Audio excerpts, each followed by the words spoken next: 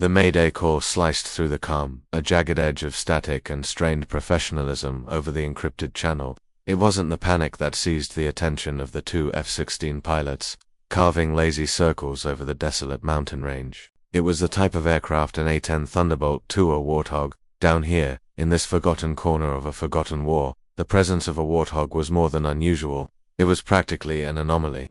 These low, slow tank killers belonged to a different era, a different kind of fight. They were relics, brutally effective but vulnerable, and hadn't been deployed to this theater in years. Viper 1-1 to command. Be advised, we have a mayday from a hog, I repeat. A Fairchild Republic A10 is going down. The lead pilot, Calcine Rattler, kept his voice level, but his eyes scanned the jagged peaks below, searching for the telltale plume of smoke. His wingman Cinch was already banking, his own gaze sweeping the terrain. The voice on the radio was female, unnervingly calm for someone whose aircraft was, in her own words, disintegrating. She gave her coordinates, a string of numbers that painted a target on a hostile and unforgiving landscape.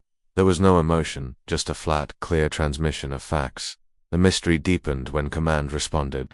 Their voice was tight, laced with an urgency that went beyond a downed pilot. Viper 1-1, confirm Calcine, of the A-10. Rattler relayed the Calcine the pilot had given, Goliath 1. A moment of dead air followed, a silence so profound it felt like the entire network was holding its breath. Then the order came, sharp and insistent. Rattler, you are to verify the tail number of that aircraft. Visually, do not engage ground targets unless fired upon. Your primary is visual confirmation of the tail number. Acknowledged. Rattler frowned, exchanging a bewildered look with Cinch over the data link. The tail number? Since when was that a priority over a pilot in the Silk? Command, say again last, he queried, needing to be sure. The response was clipped, leaving no room for argument. Confirm the tail number, Viper 1-1. Now, as they pushed their throttles forward, the sleek F-16s screamed toward the coordinates. Below them, a trail of black smoke finally betrayed the Warthog's death spiral. It wasn't a graceful descent. The plane, renowned for its toughness, was coming apart in chunks, shedding metal like a wounded beast. But it was the pilot's voice, back on the line for a final, chillingly composed transmission, that truly unsettled them. Engines gone, controls unresponsive. Going to try and put her down on the plateau and, for the record, tell them the sky was beautiful today. Then, silence. As the F-16s arrived, banking hard around the crash site, they saw it, the battered tail, miraculously intact, with a string of letters and numbers painted in stark black. And as Rattler read them aloud to command, a wave of disbelief washed over him. He understood the urgency. He understood the silence. He understood everything, because that tail number wasn't just a registration. It was a ghost. The tail number belonged to an aircraft that, according to official records, had been decommissioned a decade ago. It was a ghost from a boneyard in Arizona, a phantom that had no business flying, let alone being shot down over a mountain range halfway across the world. Rattler read the numbers again, his voice tight. Command, be advised, tail number is at A81995. I say again, 9095. The silence on the other end was heavier this time, pregnant with implications that Rattler couldn't begin to fathom. He was a fighter pilot, a creature of speed and altitude. He dealt in missile envelopes and radar signatures, not in resurrected airplanes and cryptic orders. Understood, Viper 1-1, command finally replied, the voice strained. Maintain overwatch. A CSAR package is being spun up. ATA 60 mics. Do not, I repeat, do not leave the area. 60 minutes. An eternity when a pilot was on the ground, in territory crawling with hostiles who would have seen the fiery crash for miles. Rattler's jaw tightened. This was wrong. Every instinct screamed at him to be down there, to be the fast mover support for the rescue, not a glorified traffic cop for a ghost plane. He and Cinch established a wide orbit, their sensors sweeping the area around the crash. The Warthog had come down hard, but in one piece, more or less. It had pancaked onto a relatively flat mesa, a testament to the pilot's skill and the A-10's legendary durability. A small emergency beacon began to pulse, a lonely signal in a vast, hostile wilderness. There was no sign of the pilot, no parachute, no movement, just the smoldering wreck and the silent, watching mountains. Think she made it out? Cinch asked over their private channel, his voice betraying the concern Rattler also felt. The cockpit section looks intact, Rattler responded, trying to sound optimistic. She said she was going to put it down. Maybe she's hunkered down, waiting. for the welcome wagon. But he knew the odds. A controlled crash was still a crash. The forces involved were brutal, unforgiving. He zoomed his targeting pod in on the cockpit. The canopy shattered but still in its frame.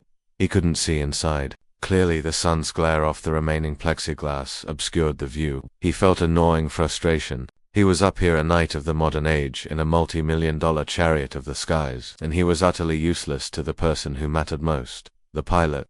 The woman with the impossibly calm voice and the ghost for an airplane, who was she? How did she come to be flying a museum piece into a combat zone? The questions buzzed in his head like angry hornets, secondary only to the one that truly mattered. Was she still alive? The 60-minute clock ticked down with agonizing slowness, each second a small betrayal. The sky, which she had called beautiful, now felt like a vast, indifferent ceiling, trapping them in a drama whose opening act was a mystery and whose finale was terrifyingly uncertain. The name associated with tail number AF81995 was Captain Eva Valkyrie Rostova, but that was impossible. Captain Rostova was a legend, a name whispered with a mixture of reverence and sorrow in the halls of the Air Force Academy and flight schools. She was a pioneer, one of the first women to fly the A-10 in combat, a pilot whose exploits in the early days of the global war on terror were the stuff of modern folklore. She was known for her preternatural calm under fire, her almost artistic mastery of the Warthog's 30mm cannon, and her fierce devotion to the ground troops she supported.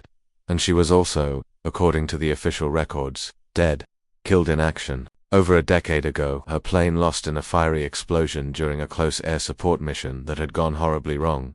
Back at the Combined Air Operations Center, the atmosphere was thick with a controlled chaos. The watch floor, normally a hive of calm professionalism, was buzzing. Senior officers huddled in tight knots, their faces grim. Screens were being pulled up, old files dusted off, and secure calls were being made to the highest levels of the Pentagon. The tail number Rattler had reported had sent a shockwave through the system, a ghost in the machine that was forcing a reckoning with a past they thought was buried. The CSAR package to HH-60 Pavehawk helicopters and a pair of A-10s for close protection was indeed being spun up, but it was being done with a level of scrutiny that was anything but standard. The crews were being handpicked. The mission commander was a full-bird colonel who hadn't flown a combat mission in years. The rules of engagement were being rewritten on the fly. This wasn't just a rescue mission anymore, it was a recovery. A recovery of a pilot who shouldn't exist, and an aircraft that was a relic. Rattler and Cinch continued their lonely vigil, the sun beginning its slow descent towards the western peaks. The light softened, bathing the landscape in hues of orange and purple. It was beautiful, just as she had said. The thought was disquieting. What kind of person, in their final moments, comments on the aesthetics of the sky? It spoke of a detachment, a level of control that was almost inhuman, or perhaps, it spoke of a familiarity with death, a long acquaintance that had bred not contempt, but a strange kind of acceptance. Viper 1-1, command. The radio crackled, breaking the spell. The rescue package is inbound. Call signs Pedro 1 and Pedro 2. They'll be on this frequency. You are to provide top cover and relay any ground threats. And Viper 1-1, be advised, the pilot's Calson is Goliath 1. We have no record of that Calson in this theater. Rattler felt a chill despite the warmth of his cockpit. No record, a ghost plane with a ghost pilot flying under a ghost Calcine. The pieces didn't fit. They were jagged and sharp, and they hinted at a picture far more complex and dangerous than a simple downed aircraft.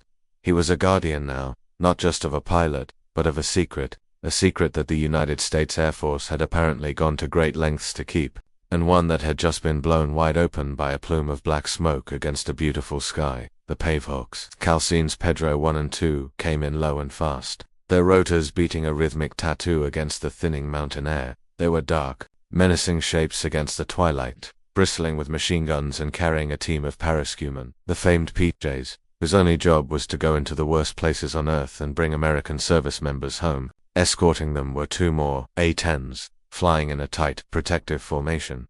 These weren't phantoms from a boneyard.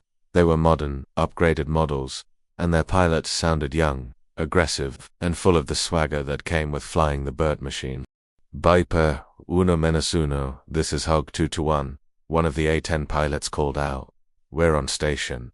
What's the situation on the ground? His voice was casual, almost flippant. To him this was just another job. A pilot punched out, and they were the cavalry. Simple. Hog 2-1, The crash site is secure for now, Rattler replied, his tone clipped. No visible threats. But be advised, the nature of this mission is ... sensitive. Command wants this one handled by the book. Roger that, Viper. Sensitive. Heard the pilot was a lady. Hope she's got a pretty smile for the PJs. The Hog pilot quipped. Cinch keyed his mic. Knock it off, Hog. Just keep your eyes peeled. The casual misogyny, though common, grated on Rattler more than usual. The woman on the ground, the one with the calm voice and the impossible airplane, deserved more than to be reduced to a pretty smile. She was a pilot, same as them, and from the looks of how she handled her dying bird, a damn good one. The Pave Hawks began their approach, one circling high while the other descended towards the mesa. The PJs, roped and ready, stood at the open doors, their figures silhouetted against the dying light. The world seemed to hold its breath. The silence from the downed pilot's beacon was unnerving. It should have been accompanied by a personal locator beacon, a voice on the survival radio, but there was nothing. As the lead helicopter hovered over the wreck, kicking up a storm of dust and debris, the PJs fast-troped to the ground with practiced efficiency. They moved with a purpose that was both beautiful and terrifying to watch, fanning out to secure the perimeter before converging on the A-10's cockpit. Rattler watched it all through his targeting pod, the infrared display turning the scene into a ghostly white-hot diorama. He saw the lead PJ reach the cockpit, his movements suddenly slowing. The PJ paused, then looked up, his helmet turning, towards the hovering helicopter, then towards the orbiting fighters. He keyed his radio, his voice cutting through the channel, stripped of all procedural calm. Pedro 1, this is Jumper 1, you're not going to believe this. There was a long pause. The cockpit, it's empty. The canopy is shattered, but the ejection seat hasn't fired. She never punched out. Another pause. This one even more charged. And there's something else. There's a message, written in grease, pencil on the inside of the canopy, is just one word. What is it, Jumper 1? The helicopter pilot demanded, his voice tight with tension. It says Valkyrie. The word hung in the air, a single resonant chord that changed the entire composition of the mission. Valkyrie. It wasn't just a calcine, it was a name from a myth, a legend. For the older generation of pilots and operators, it was a name that evoked a specific time, a specific war, and a specific pilot, Captain Ivo Ristovar, the one who was supposed to be dead, the one whose ghost plane was now smoking on a desolate mesa. The PJ on the ground, Jumper 1, elaborated, his voice a mixture of awe and confusion. Sir, the writing ... it's deliberate, not a panicked scrawl. It's almost ... artistic, and the cockpit is clean. No blood, no signs of a struggle. It's like she just ... vanished. The implications were staggering. If the ejection seat hadn't fired, it meant she had ridden the plane all the way down. To survive, that was a miracle. To then get out and disappear without a trace was something else entirely. It suggested a level of skill and preparedness that was beyond the pale. It was the work of a ghost, a professional who knew exactly what she was doing. The two A-10 pilots who had arrived with the rescue package were suddenly silent. The earlier swagger was gone, replaced by a stunned reverence. Valkyrie, one of them, whispered over their private channel, loud enough for Rattler to catch the bleed-through. No way, my first instructor flew with her, said she was the best he ever saw, said she could make the GAU-8 sing. The mission was now irrevocably altered. It was no longer a simple combat search and rescue. It was an enigma wrapped in a legend. The PJs began a systematic search of the area, their movements precise and methodical. They swept the mesa, their flashlights cutting sharp beams through the encroaching darkness. But they found nothing. No footprints leading away from the wreck. The rocky ground was too hard to hold them. No discarded gear, no sign of a shelter. It was as if she had dissolved into the thin mountain air. Rattler felt a growing sense of unreality. He was an F-16 pilot. He lived in a world of physics, of thrust-to-weight ratios and radar cross-sections. This felt like something out of a spy novel, a story told late at night in a smoky officers' club. Pilots were a superstitious bunch, full of rituals and half-believed myths. But this was different. This was a myth made real, a legend stepping out of the pages of history and into their lives. An hour into the ground search, Jumper 1 came back on the radio. Pedro 1, we've found something. About 200 meters from the crash site, at the edge of the mesa. It's a survival pack, standard issue, but it's been ... arranged. What do you mean, arranged? The Pave Hawk pilot asked. It's laid out. The contents are placed in a perfect circle. In the center ... is a pilot's wing insignia, an old one. silver, tarnished with age. There was a pause, and then the PJ's voice dropped, full of a strange wonder. And there's a single bullet casing next to it, a 30mm shell from the A-10's cannon, a single shell, a calling card, a message that was both a farewell and a statement, that Valkyrie had been here, and she was gone. A single, perfectly placed 30mm shell casing. It was a gesture of such profound and deliberate symbolism that it bordered on the theatrical. The GAU-8 Avenger cannon was the heart of the A-10, its soul. A pilot who flew the Warthog didn't just fire the gun, they became one with it. To leave a shell casing was like a knight leaving his gauntlet, a clear and unmistakable sign. It said, I was here, this is who I am.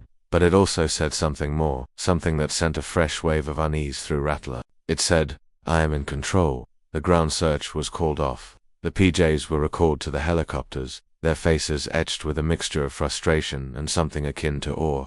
They had been searching for a victim, a survivor in need of rescue, but the evidence suggested they were dealing with something else entirely, an operator, someone who didn't need their help, who was moving with a purpose they couldn't comprehend. The two Pavehawks lifted off their precious cargo of commandos, and mystery secured. The two escort A-10s fell into formation, their pilots now somber and quiet.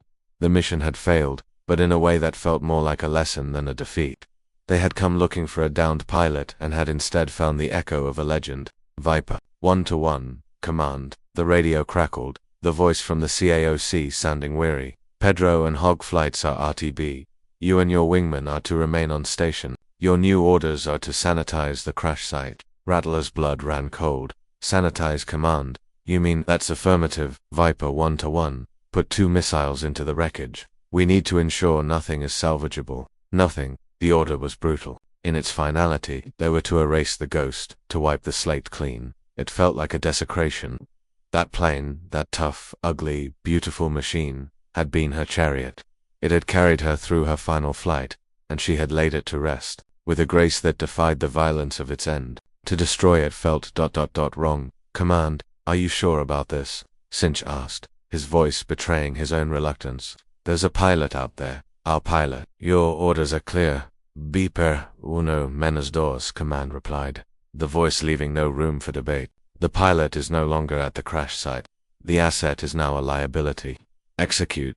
Rattler took a deep breath, his gloved hand resting on the weapon's control panel. He felt a profound sense of conflict. His duty was to obey orders. His instinct, his very soul as a pilot, screamed in protest. He looked at the wreck through his targeting pod, the moonlight giving it a spectral, almost holy glow. It looked like a tomb, a monument to a warrior, and he was being ordered to desecrate it. He selected a pair of Maverick missiles, their infrared seekers locking onto the heat signature of the still-warm engines. He felt a pang of something he couldn't name. It was more than just reluctance. It was a sense of participating in a cover-up, of erasing a truth that deserved to be known. He thought of the woman, of her calm voice, her final words about the sky. He thought of the name she had left behind, Valkyrie. In the old myths, the Valkyries chose who lived and who died in battle. They were arbiters of fate, and it occurred to Rattler with a sudden, chilling certainty that this Valkyrie was still choosing, and they were all just pieces on her board. With a heavy heart, he squeezed the trigger. The 2 Maverick missiles streaked from their rails, twin trails of fire against the dark canvas of the night. They hit the downed A-10 with devastating precision, one in the cockpit, the other in the center wing assembly. The explosion was immense, a brilliant, blossoming flower of orange and white that momentarily turned night into day. The shockwave rolled across the mesa, a physical blow even at their altitude. The wreckage, which had been a recognizable, if broken, aircraft, was now just a pile of burning, twisted metal. The ghost had been exorcised, officially. Rattler watched the fire burn, a hollow feeling in the pit of his stomach. He had followed his orders, he had done his duty, but it felt like a betrayal. He had just erased a piece of history, a testament, to a pilot's final, defiant act. The sanitization was complete. The evidence was gone.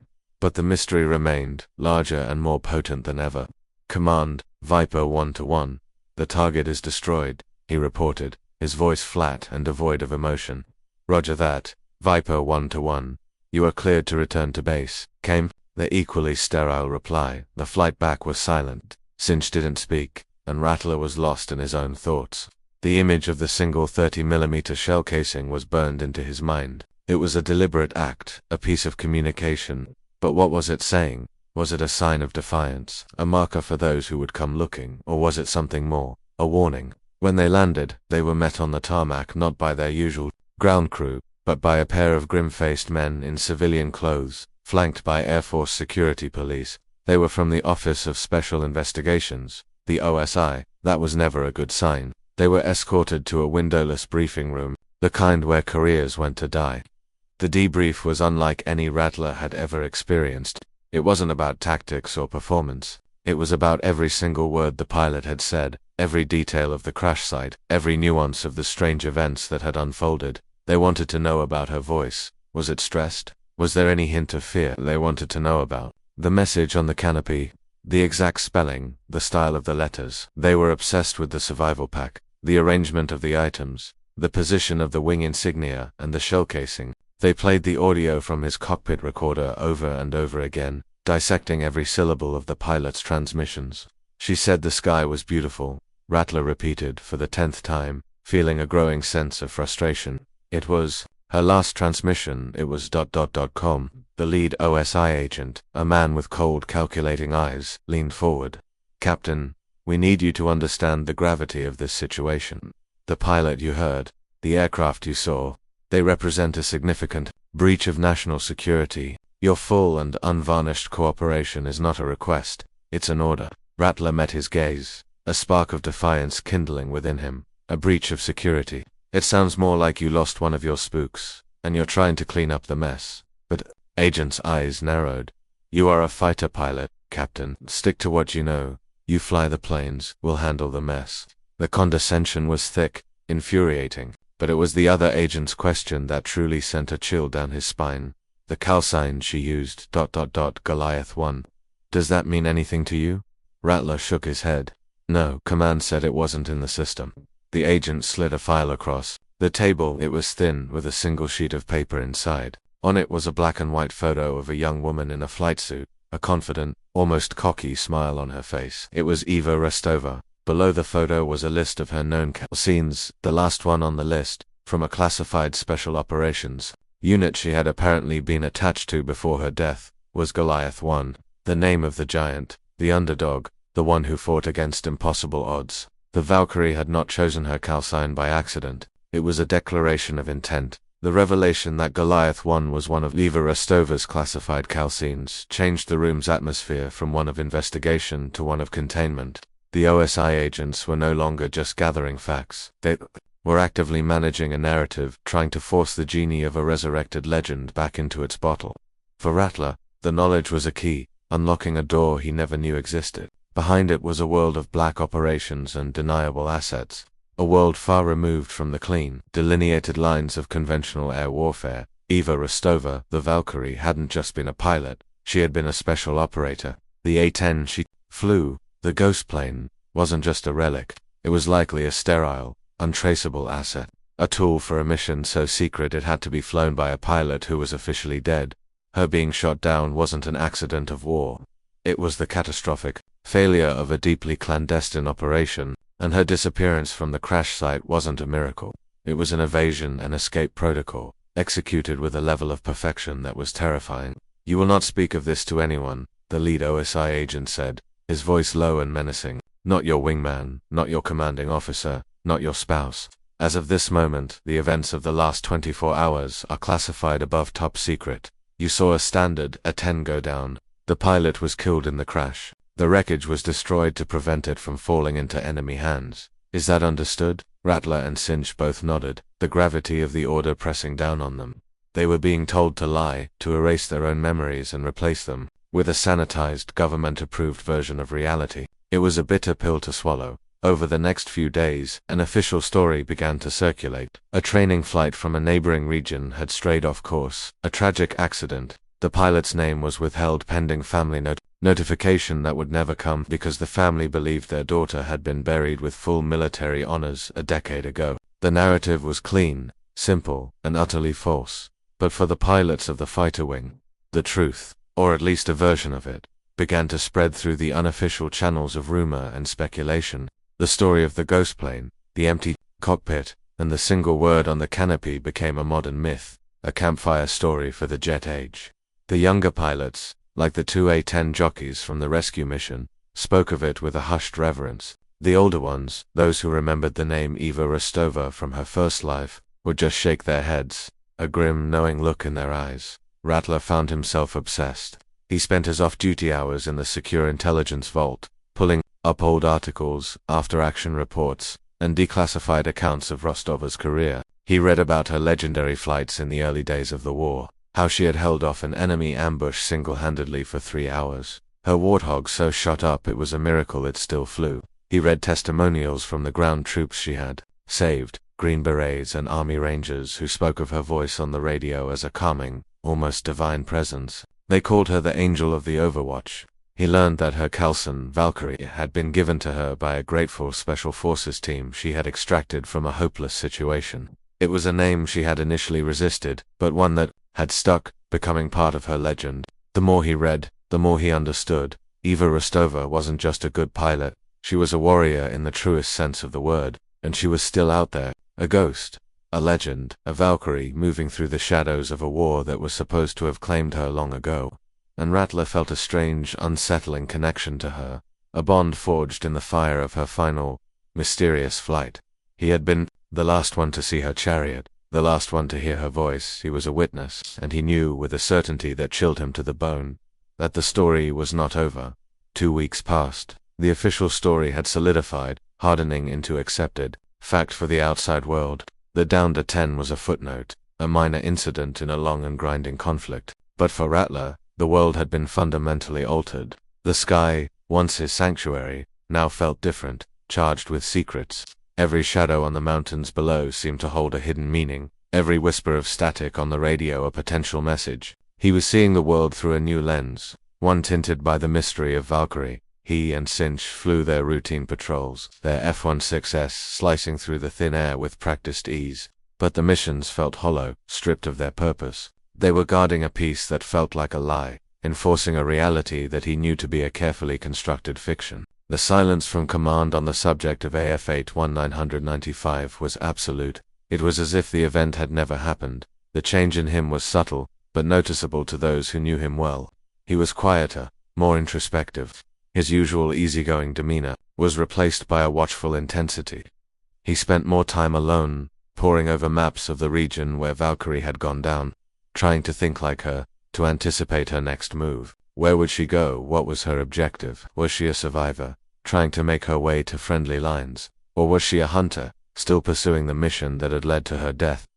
The answer came in a burst of encrypted data during a routine Overwatch mission. It wasn't a voice transmission, but a coded message, sent on a frequency that was supposed to be defunct, a relic of a bygone era of electronic warfare. It was a numbers station broadcast, a string of seemingly random digits. But embedded within the code was a sequence that was anything but random. It was a flight plan, a simple 3-point route, starting from a remote, uninhabited valley deep in enemy territory, and ending at a location that made Rattler's blood run cold. A high-value enemy command and control bunker, carved into the side of a mountain, a target that had been deemed unassailable by conventional forces, and at the end of the data burst a single, unmistakable identifier, a digital rendering of a 30mm shell casing. Rattler's heart hammered against his ribs. It was her. She was reaching out, not for rescue, but for support. She was going to attack the bunker, alone with whatever she had managed to salvage or acquire.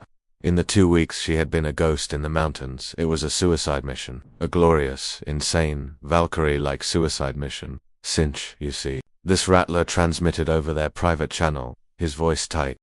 I see it, Cinch replied, his tone one of disbelief. Is that ... is that what I think it is? It is, Rattler confirmed. She's painting a target for us. He knew what he had to do. To report this would be to betray her. The OSI would never sanction a strike based on a cryptic message from a rogue, officially dead operator. They would try to stop her, to capture her, to bury her and her secrets once and for all. But to ignore it would be to let her die alone, to let her sacrifice be in vain. He was at a crossroads, a point of no return. On one side was his career, his duty, his oath to follow the chain of command. On the other was a higher duty, an unspoken pact between warriors, the duty to have another's back, to answer a call for help, no matter the cost. He looked at the coordinates of the bunker, a place of evil that had cost the lives of hundreds of coalition soldiers. He thought of the woman with the calm voice, the pilot who had faced death with a comment about the beauty of the sky. He made his choice, Cinch, he said, his voice steady, resolute. Let's go hunting. The decision was a transgression, a line crossed from which there was no return. Rattler and Cinch were no longer just pilots following orders. They were now co-conspirators in a rogue operation, their fates tied to that of a ghost. They were acting on a sliver of data, a cryptic message, from a pilot who shouldn't exist, to attack a target that was officially off. It was career suicide, at best. At worst, it was a court-martial and a prison sentence. But in that moment, flying high above the enemy-held mountains, it felt like the only right thing to do. Command, Viper 1-1, Rattler said, his voice a carefully crafted mask of routine. We're seeing some unusual activity near Grid Square 427 Delta. Looks like a convoy. Request permission to investigate. It was a lie, a fabrication to justify their deviation from the assigned patrol route. Every second that passed without a challenge from the CAOC was a small victory. Permission granted. Viper 1-1, the controller replied, his voice bored and disinterested. Keep us advised. They had their cover. Rattler pushed the throttle forward, the F-16 responding with a surge of power. He and Cinch banked hard, turning towards the coordinates Valkyrie had sent, towards the unassailable bunker. The plan was insane, born of desperation and a shared sense of duty. They had no ground intelligence, no electronic warfare support, no formal clearance. They were two fighters, going in dark, guided by a ghost dot. As they approached the target area, the landscape became more menacing, the mountains closing in, their peaks like jagged teeth. The bunker was built into the face of the largest of these peaks, a place called the Spire by the locals. It was a natural fortress, protected by overlapping rings of anti-aircraft artillery and surface-to-air missile sites. A direct assault was suicidal, but Valkyrie's plan, as Rattler began to divine it from the cryptic flight path she had sent, was not a direct assault. It was a piece of aerial artistry, a symphony of timing and precision. The 3 points she had designated were not random. They were waypoints for a low-level high-speed approach, a route that would take a pilot through a series of narrow canyons and deep valleys, using the terrain itself to mask their approach from enemy radar.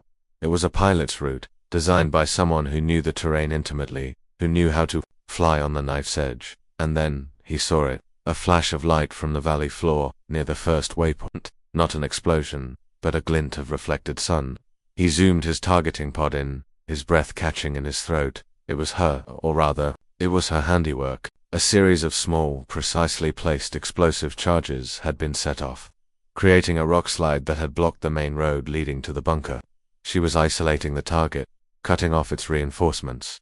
Another flash, this time from a ridge overlooking a known radar installation. A puff of smoke, and then the radar dish, a large menacing structure, tilted at a drunken angle, crippled and useless. She was systematically dismantling the bunker's defenses from the ground, paving the way for them. She wasn't just a pilot. She was a one-woman army, a phantom moving through the mountains, preparing the battlefield for a final, decisive strike. She's taking them apart, piece by piece, Cinch said, his voice full of awe. And she's doing it for us, Rattler replied. She's giving us a window, we can't miss it. He knew now that this was more than just an attack. It was a collaboration, a deadly dance between a ghost on the ground and two fighters in the sky. It was an act of trust, a faith placed in them, by a woman they had never met, a legend they were now sworn to protect. The weight of that trust was immense, a burden and an honor. And as he guided his F-16 into the mouth of the first canyon, he said a silent prayer to the god of pilots, hoping they were worthy of it. The canyon run was a gut-wrenching high-G ballet. Rattler and Cinch flew their F-16s in tight formation, their wingtips seeming to skim the rock walls that rushed past in a blur of brown and gray. They were flying below radar, their fate in their own hands, their eyes constantly scanning for the next turn, the next obstacle. This was pure flying, the kind of seat-to-viewer pants piloting that separated the good from the great, and the route Valkyrie had laid out was a masterclass, a testament to her intimate knowledge of this deadly terrain. As they burst out of the final canyon, the spire loomed before them, a monolithic spear of rock thrusting into the sky. The command bunker was a dark scar on its face, a mouth leading into the belly of the beast. And just as Valkyrie had planned, their approach had been completely masked. The element of surprise was theirs, but surprise was a fleeting advantage. As they began their attack run, the sky around the bunker erupted in a storm of anti-aircraft fire. Tracers, like angry red hornets, clawed at the air, and the proximity fuses of heavy flak guns painted black puffs of smoke around them. The defenses that Valkyrie hadn't been able to reach from the ground were now fully awake and furious, jinking hard. Cinch yelled, his F-16 braking left, as a string of tracers stitched the air where he had been a second before.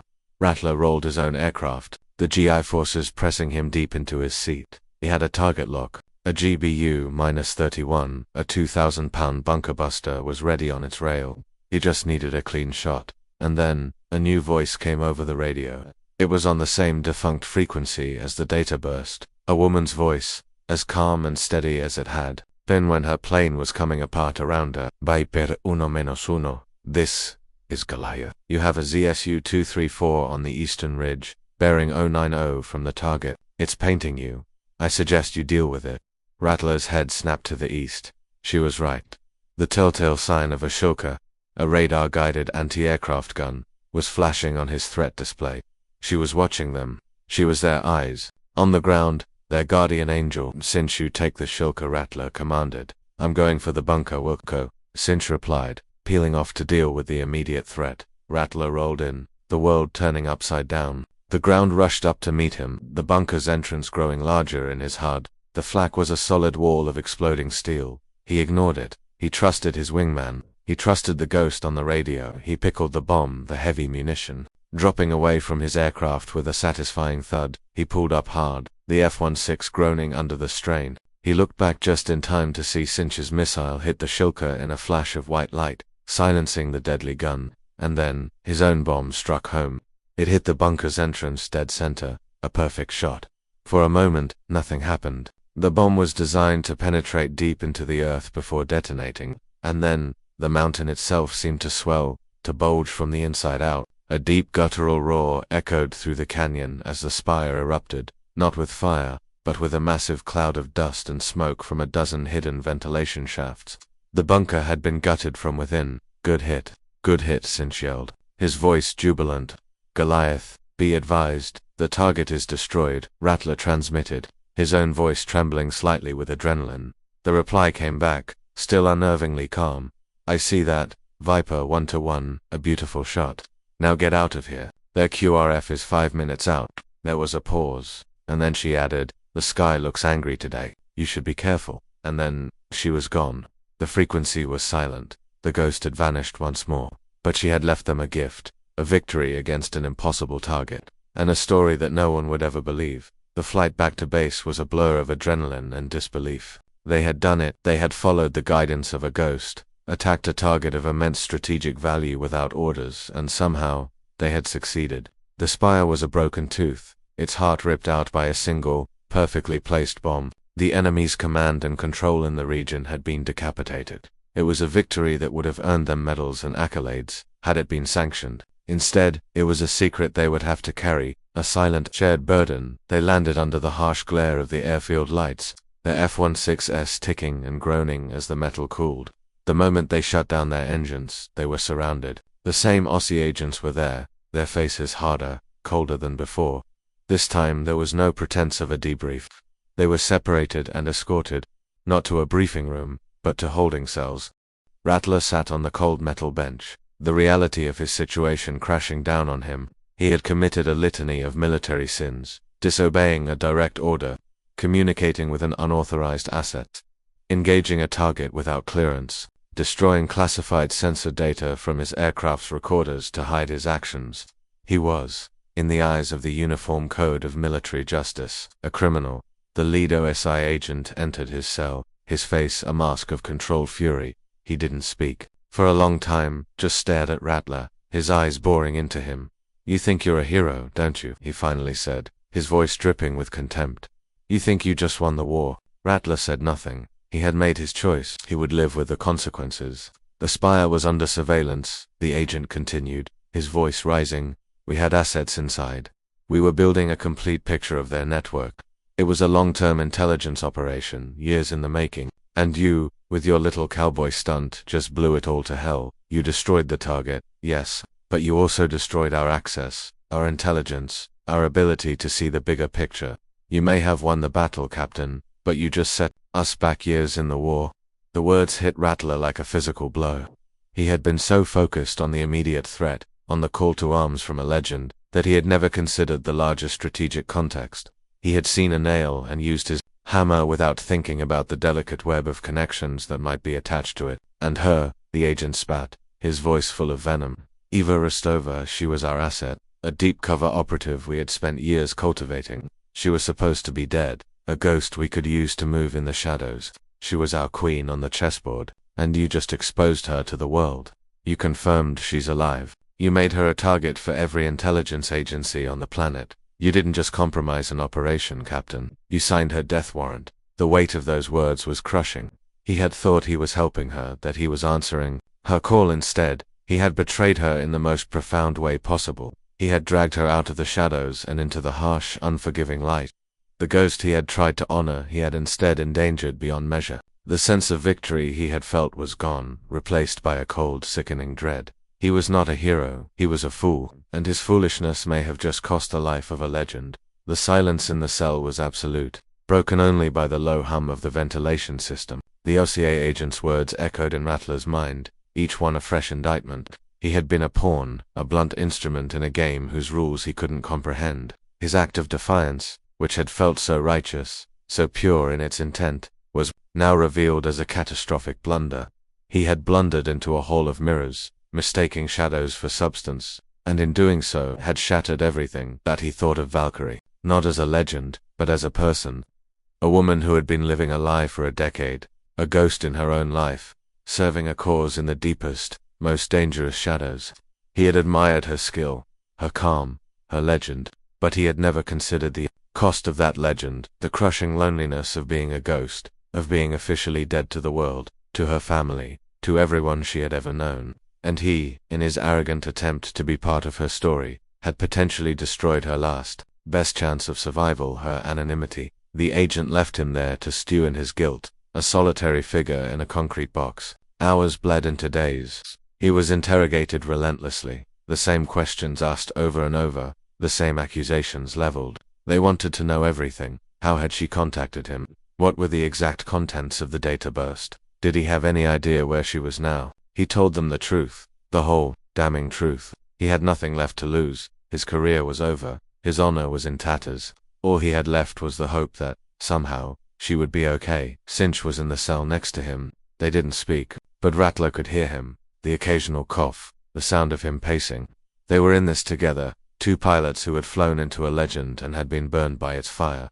On the third day, a new figure appeared at his cell door. He was an older man, in a general's uniform, but he wore it with a weary discomfort, as if it were a costume. He had kind, tired eyes, but behind them was a core of hardened steel. He introduced himself as General Marcus Thorne, Deputy Director of Special Operations. "I'm not here to yell at you, Captain," Thorne said, his voice quiet, almost gentle. "Enough people have done that already. I'm here to tell you what happens next." He explained that the fallout from the Spire incident was massive. The enemy was in disarray, their command structure shattered. In that sense, the mission had been a tactical success, albeit an accidental one. But the strategic cost, as the OSI agent had so brutally pointed out, was immense. Their long-term intelligence operation was dead, and Rostova, Rattler asked, his voice hoarse. Thorne sighed, a deep, heavy sound. "She's in the wind. We don't know where she is. She's gone completely dark," which for someone with her skills is not surprising. But she's exposed now. Our enemies know she's alive. They're hunting her, and not just them. Some of our allies are also very interested in a pilot who can come back from the dead. He paused, looking Rattler in the eye. "You and your wingman are a problem, Captain. We can't court you, because the trial would bring the entire operation into the light. We can't let you go back to your unit, because you know too much. So, we have a third option." He slid a folder through the slot in the door. It was thicker than the last. "1. It's a voluntary reassignment to a new, highly classified unit. A unit whose job it is to deal with unusual situations, problems like Eva Rostova." Rattler opened the folder. The cover page was blank, save for a single, stark image, a black shield, with a silver wing and a downward-pointing sword. And below it, a single word, Valkyrie. Wasn't a unit name, it was a mission.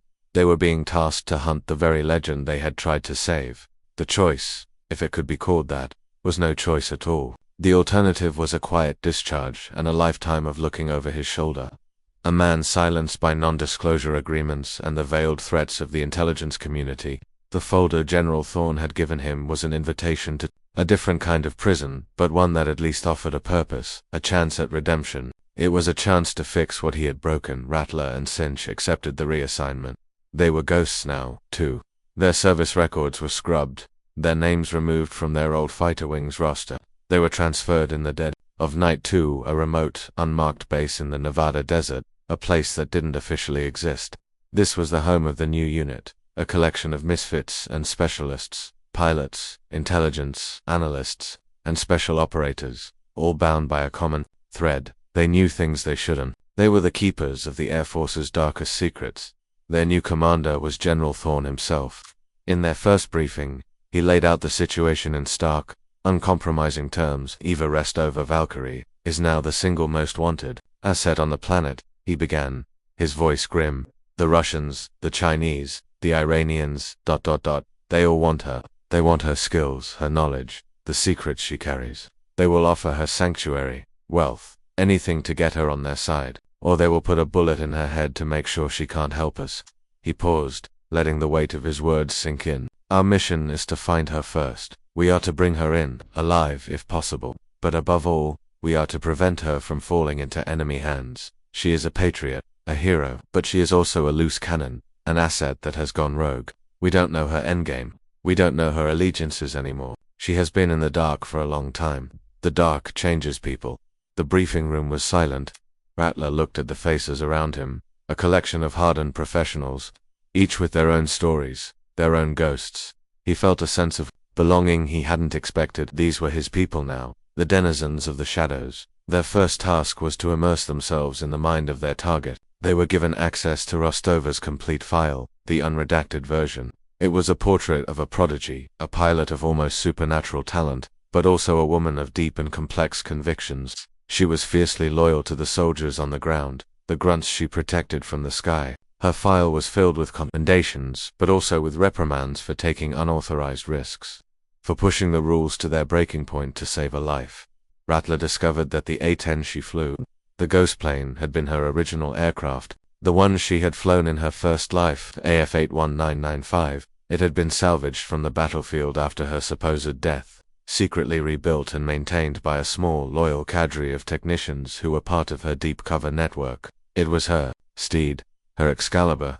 She hadn't just been flying a plane, she had been flying a part of her own soul. He learned about her family, Russian immigrants who had fled the Soviet Union. He learned about her motivations, her fierce anti-authoritarian streak, her belief in a justice that transcended national borders. The more he learned, the more he realized how little he had understood.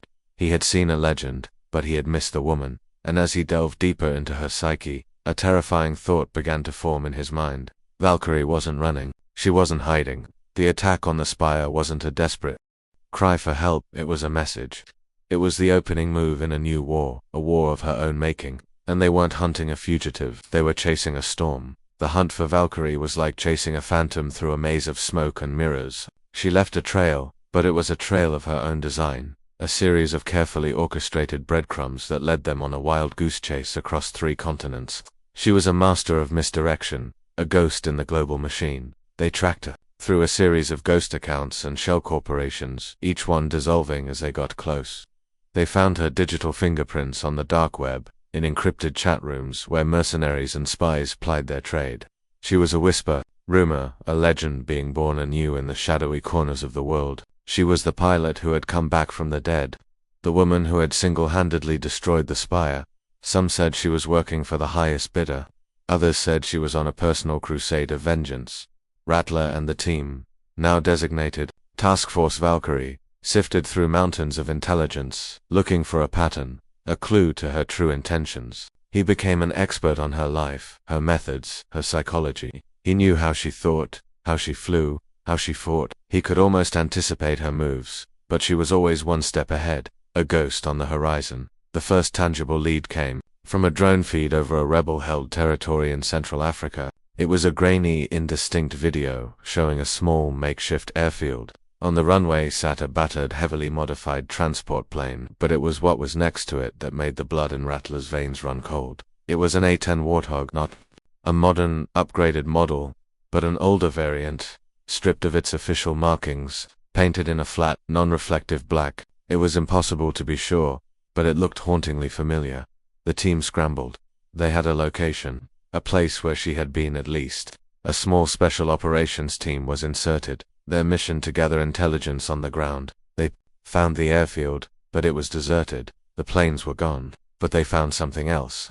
In the abandoned hangar, painted on the wall in grease pencil, was a single word, Valkyrie, and below it a set of coordinates. The coordinates led to a location in the South China Sea, an international shipping lane. It made no sense, but they had to follow the lead. Rattler and Cinch were deployed, flying a pair of specially modified F-2 Raptors, the most advanced fighter jets in the world. Their mission was reconnaissance. Find the target. Do not engage. They arrived at the coordinates to find nothing but open water. They swept the area, their powerful sensors probing the sea and sky. Nothing. It was another dead end, another of Valkyrie's games. Rattler felt a surge of frustration. She was toying with them, leading them on a pointless chase, and then he saw it. A flicker on his radar, a low, slow-moving contact, flying just above the waves, almost lost in the sea clutter. It was a single aircraft. He zoomed his camera in, his heart pounding. It was the black A-10. It was her. She was flying slow, almost leisurely, as if she were out for a Sunday drive. She knew they were there. She had to. The F-22s were stealthy, but not invisible. She was broadcasting her position, inviting them to see her. Goliath, this is Viper 1-1, Rattler transmitted, his voice steady, though his hands were slick with sweat. We are on your 6. We are not hostile. We are here to talk. There was a long silence. He thought she wouldn't answer. And then, her voice came over the radio, the same calm, steady voice he remembered so well. I know who you are, Viper, and I know why you're here. But you're mistaken. You're not here to talk. You're here to watch. And as she spoke, a massive cargo ship on the horizon suddenly erupted in a series of explosions, its hull tearing apart, its cargo of what looked like shipping containers spilling into the sea. It was a pirate vessel, a notorious one, known for trafficking weapons and human lives. Valkyrie had just sunk it. The world is full of monsters. Viper, she said, her voice laced with a cold fury. Someone has to hunt them. The sky is my hunting ground now. Stay out of it. And with that, she banked her A-10 and disappeared into a low-lying cloud bank, leaving Rattler and Cinch alone in the sky, witnesses to an act of vigilante justice on a global scale. Valkyrie's act of piracy-busting vigilantism sent shockwaves through the intelligence community. It was a bold, public statement. She wasn't working for a foreign power. She wasn't a mercenary. She was a self-appointed judge, jury, and executioner, using her formidable skills to wage a private war on the world's evils. The cargo ship she had sunk was indeed a notorious vessel, a floating marketplace for arms dealers and human traffickers, a target that international law had been unable to touch. She had done what governments could not, or would not do.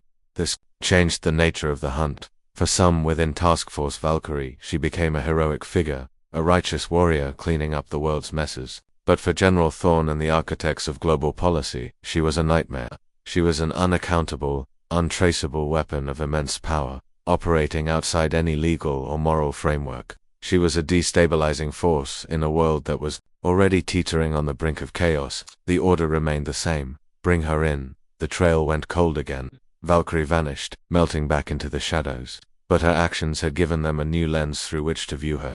They began to look not for her but for her targets. They analyzed global black markets, tracked the movements of criminal syndicates, and monitored the chatter of terrorist organizations. They were hunting for the monsters, in the hope that she would lead them to her. Rattler found himself in a strange position. He was tasked with capturing a woman he increasingly admired.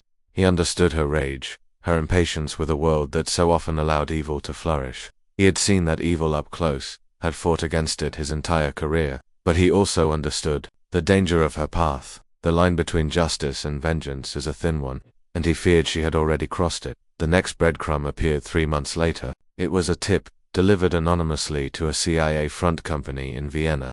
It contained details of an impending sale of a dirty bomb, a radiological weapon, to a radical extremist group. The deal was set to go down in a deserted industrial complex in the Ukrainian exclusion zone near the ruins of Chernobyl. It was a place of ghosts, a fitting location for a deal with the devil, and it was a perfect hunting ground for a Valkyrie. The task force deployed a full-scale operation this time. They couldn't risk letting a dirty bomb get into the wild.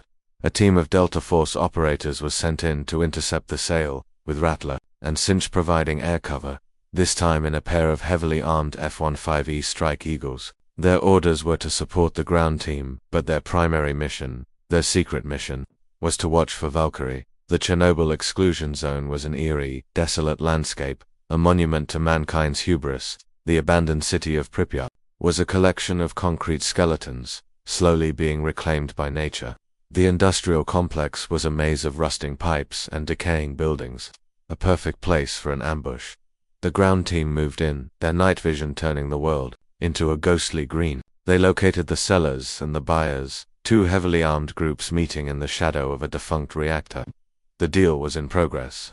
The ground team was about to move in, when all hell broke loose. It wasn't the Delta team that opened fire. It was the distinctive, terrifying sound of a GAU-8 Avenger cannon, ripping the night apart.